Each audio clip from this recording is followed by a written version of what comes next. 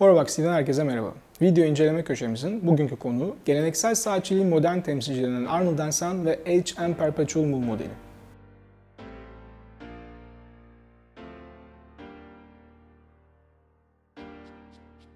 ...2013 yılında Arnold & Son ürün gamına eklenen şık model, markanın geleneksel saatçilik değerlerine saygı duruşunda bulunduğu modeller arasında yer alıyor.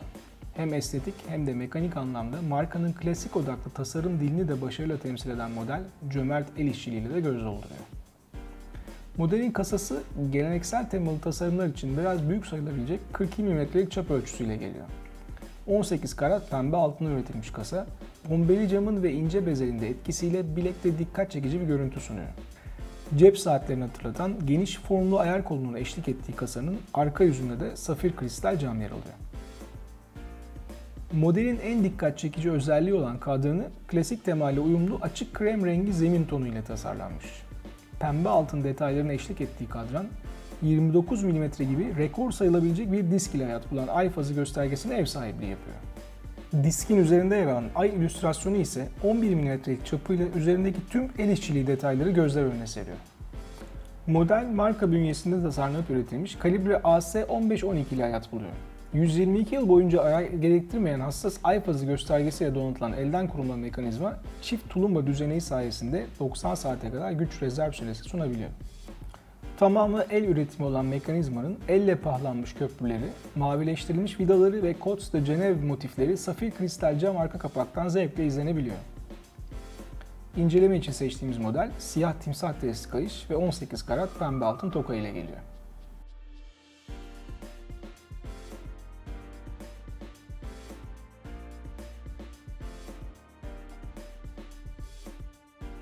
...42 mm çapında kasa, iri görüntüsüne rağmen ince yapısının da etkisiyle bilekte konforlu bir şekilde taşınabiliyor. 18 karat altın malzemenin ağırlığı kalın ve kaliteli kayışla birlikte dengeli bir şekilde kola yayılıyor.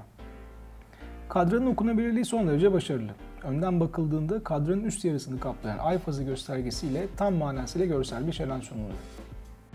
Modelin su basıncına dayanıklılık değeri sadece 30 metre.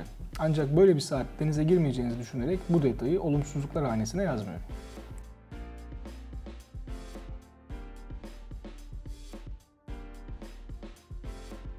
Arnold & Son H&M Perpetual Moon kesinlikle bir takım elbise saati.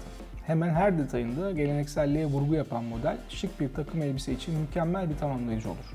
Ancak bu tespitimizden modelin spor veya en azından smart casual tarzla uyum sağlamayacağı da düşünülmemeli. Kanvas pantolon ve güzel bir gömlek de yine modeli başarıyla taşıyabilir. Bu güzel modeli bizlere inceleme fırsatı verdiği için Quadrant Luxury Timepieces ailesine bir kez daha teşekkürlerimizi sunuyoruz. Model hakkındaki fikir ve yorumlarınız için ya da sorularınız için bize YouTube üzerinden ulaşabilir, Facebook veya diğer sosyal medya accountlarımız üzerinden mesaj atabilirsiniz. Bir sonraki modelde görüşmek üzere. Şimdilik hoşça kalın.